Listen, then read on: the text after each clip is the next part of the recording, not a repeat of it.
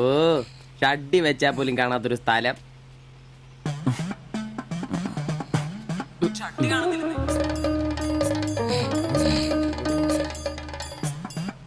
എടാ എടാ നീ എന്റെ ഷഡ്ഡി ഇടണ്ട, കാണിച്ചേ. ഒന്നും ഇട്ടിട്ടില്ല. എടാ എന്റെ ഷഡ്ഡി കാണുന്നില്ലെന്നേ. എന്റെ ഷഡ്ഡി ആ, ഒരു ദിവസം ഷഡ്ഡി ഇട്ടില്ല എന്ന് പറഞ്ഞ് പോലീസ് ഒന്നും പിടിക്കല്ലോ.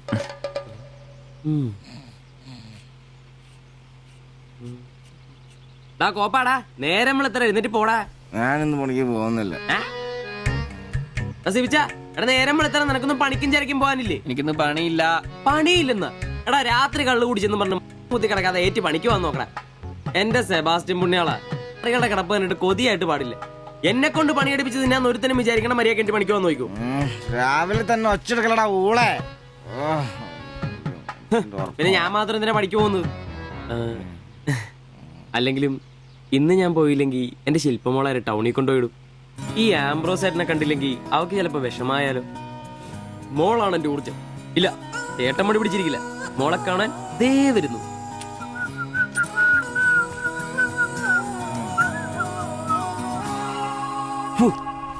കുത്തി വെച്ചാൽ മതിയായി.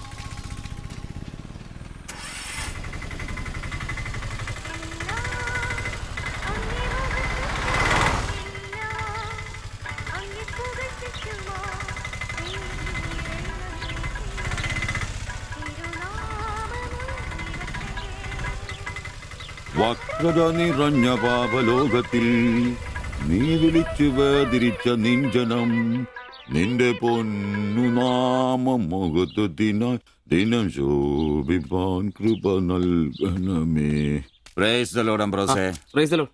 എങ്ങനെയുണ്ടായിരുന്നു ഇന്നലത്തെ കച്ചവടം? ഓ, ഉച്ച കഴിഞ്ഞ് മടുപ്പായിരുന്നു പാസ്റ്ററെ. ടൗണിലാണ് മുടിഞ്ഞ ബ്ലോഗും. അല്ല, നല്ല തിരക്കായിരുന്നു. ഞാൻ തന്നുവിട്ട വേദപുസ്തകത്തിൽ നിന്ന് 12 അധ്യായം വീതം വായിച്ചിട്ടല്ലേ നീ വണ്ടി എടുക്കാറ്? വായിക്കാറുണ്ട്. എന്നാ പിന്നെ അങ്ങനെ സംഭവിക്കണ്ടല്ലോ. മോനെ ആംബ്രോസേ, പ്രാർത്ഥന കൊണ്ടല്ലാതെ ഈ ലോകത്ത് ഒരു രക്ഷയില്ല. കർത്തൃപാല പ്രധാനം. പ്രാർത്ഥനയും ഉപവാസവും വെള്ളിയാഴ്ച ഉപവാസം ഉണ്ടാണല്ലോ നീ വണ്ടി ഓടിക്കാറ്. ഉപവാസം ഉണ്ടാ? ഹല്ലേലൂയ, സ്തോത്രം. പരിശുദ്ധാത്മാവിന്റെ ഒരു തുടിപ്പ്, ദൈവവിളിയുടെ ഒരു പ്രസരിപ്പ് നിന്റെ മുഖത്ത് ഞാൻ കാണുന്നു.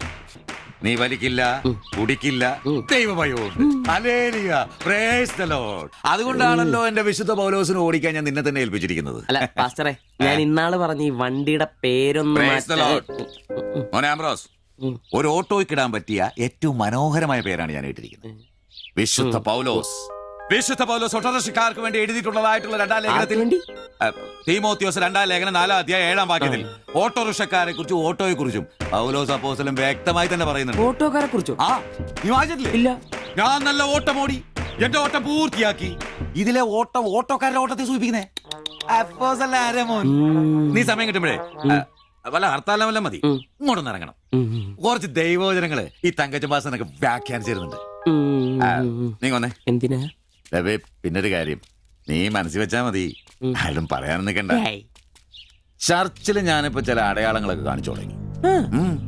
കഴിഞ്ഞ ഞായറാഴ്ച ചർച്ചിൽ ഒരു തലമൂത്ത സഹോദരന്റെ കൊച്ചുമോക്കെ ഭയങ്കര പനിയും ജലദോഷവും എന്റെ അടുക്കളോട്ട് കൊണ്ടുവന്നിട്ട് തങ്കച്ചൻ മാസ്റ്റർ ഒന്ന് പ്രാർത്ഥിച്ചാട്ടെ.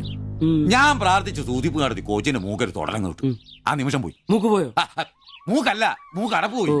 ഇപ്പൊ പലരും വരുന്നുണ്ട്, തങ്കച്ചൻ ഭാഷ ഒന്ന് പ്രാർത്ഥിക്കണം, തങ്കച്ചൻ ഭാഷ ഒന്ന് പ്രാർത്ഥിക്കണം എന്ന് പറഞ്ഞു. നിനക്ക് പ്രാർത്ഥിക്കണം? പരിശുദ്ധാത്മാവിന്റെ.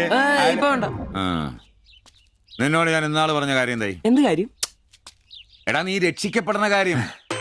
അങ്ങനെ നിന്റെ രക്ഷയ്ക്കായി നീ സ്നാനപ്പെട്ട നിന്റെ ശമ്പളത്തിൽ ഡെയിലി 17 രൂപ കൂടി തരും. ഒരു നിസ്സാര കാര്യം ആലോചിക്കുക. ഇയാളുടെ ഈ കത്തി സഹിക്കുന്നതിന് പിന്നിൽ ആംബ്രൂസിന് ഒരു ലക്ഷ്യമേ ഉള്ളൂ: മകൾ ശില്പയെ പ്രണയിച്ച് വിവാഹം കഴിക്കുക, കൂടെ ഈ ഓട്ടോയും വീടും സ്വന്തമാക്കുക.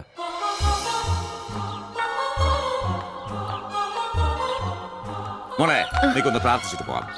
പരിശുദ്ധാത്മാ എന്തോ കഴിക്കാനുള്ള മരുന്നും ഭക്ഷണവും ഒക്കെ മേശപ്പുറത്ത് വെച്ചിട്ടുണ്ട്. കൃത്യമായി കഴിച്ചോളണം. ആ. പിന്നെ ആത്മാക്കൾ വിളിക്കാൻ പോണെന്നുണ്ടെങ്കിൽ ഉച്ച കഴിഞ്ഞ് വെയിലൊക്കെ ആറിയിട്ട് പോയാൽ മതി. ഏ, രക്ഷപ്പെട്ടു.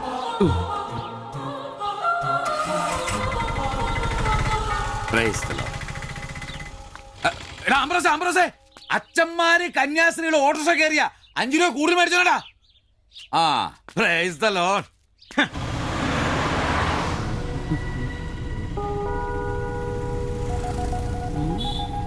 വയ്യ.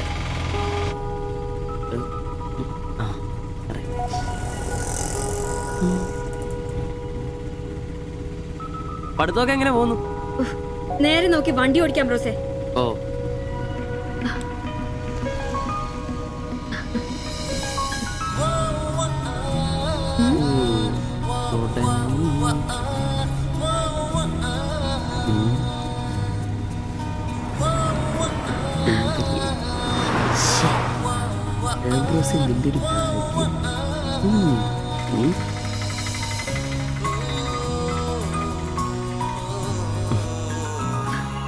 വൈകിട്ട് എന്നെ ചുമ്മാ നോക്കി നിർത്തിയേക്കരുത്. ഏയ്. സമയത്തിന് വന്നേക്കണം.